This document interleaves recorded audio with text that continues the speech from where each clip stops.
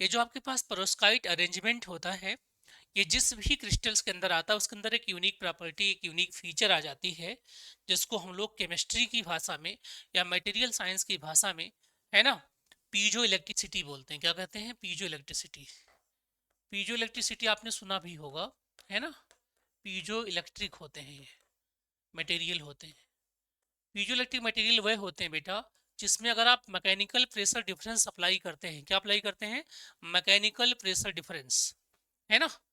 Mechanical pressure difference अगर apply करते हैं, ठीक है, अलग अलग प्रेशर, है ना, on apply mechanical pressure difference, उनमें क्या फ्लो होता है?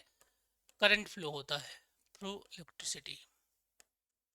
इलेक्ट्रिसिटी ऐसा क्यों होता है? क्योंकि डोमेन की वजह से होता है उसके अंदर, ठीक है। जैसे अगर आप लोग याद करो तो आपके घर पे पुराने टाइम में एक रेडियो हुआ करता रहा होगा। उस रेडियो में यहाँ पे एक बटन होता था, है ना, इसे घुमाने के लिए। तो जब आप उसे घुमाते थे या आपके गार्जियन घुमाते रहे होंगे तो उससे चैनल बदल जाता था। अरे बोलो। तो ये जिससे अटैच होता था, इसके अंदर एक क्रिस्टल था, उस क्रिस्टल का नाम क्या था? पीजो इलेक्ट्रिक क्रिस्टल था। क्योंकि जब आप अपने हाथों से ऐसे घुमाते हैं तो प्रेशर डिफरेंसेस लगते हैं, उसकी वजह से उसके डोमेन अलाइन होते हैं अलग अलग डायरेक्शंस में, और करंट फ्लो होता है। ये तो बात एप्लीकेशन की हो गई, लेकिन अभी हम सॉलिड स्टेट में पढ़ रहे हैं क्रिस्टल्स के बारे में। तो इसका जो जनरल फार्मूला है ना, जनरल फार्मूला जो इसका बनता है वो क्या होता है? AbO3 types. AbO3 types. जैसे आपने स्पाइनल को पढ़ा था ना, ठीक है, कुछ उसी तरीके से स्पाइनल थे Ab2O4 टाइप के, ये AbO3 टाइप्स के हैं। जिसमें आपका O जो है बेटा, ठीक है, वो एक डाई वैलेंट कैटायन है। क्या है? एक डाई वैलेंट कैटायन है। जो ये है एक डाई वैलेंट कैटायन है, ये जाता है एट ऑल कॉर्नर। अगर ये सारे कॉर्नर पर जाएगा तो उसका नंबर बताओ जरा, टोटल कितना बनेगा? वेरी गुड, टोटल हो जाएगा आपका 8 × 1/8, है ना। तो 1 ही तो आएगा। अरे बोलो बच्चों, ठीक है। जो बी आपका होता है, बी, है ना बेटा, बी, B+4 के फॉर्म में एग्जिस्ट करता है। किसके फॉर्म में? +4 के फॉर्म में एग्जिस्ट करता है, ठीक है, +4, है ना। ये लाई करता है ऐसे एट बॉडी सेंटर, यानी कि ऑक्टाहेड्रल वाइड पर जाता है।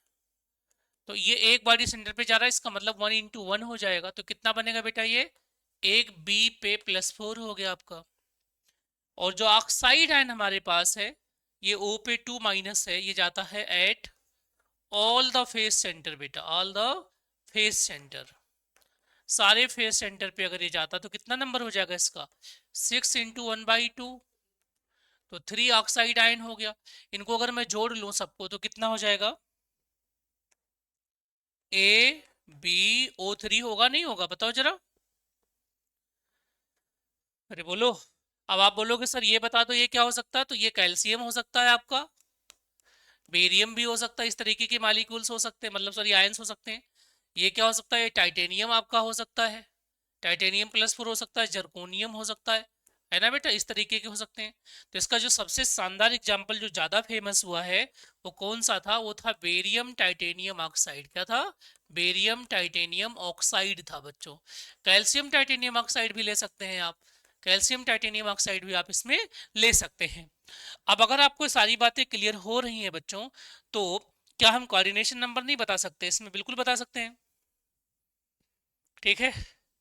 B+4 का कितना हो जाएगा बेटा? तो B+4 का जनरली बताते हैं, ठीक है। तो कोऑर्डिनेशन नंबर ऑफ B+4 कितना हो जाएगा? अगर ऑक्टेट वाइड पर है तो 6, है ना। जनरली इसमें बस यही पूछेगा कि पेरोस्काइट मटेरियल्स क्या होते हैं, इनके एग्जांपल्स बता दीजिए, और साथ में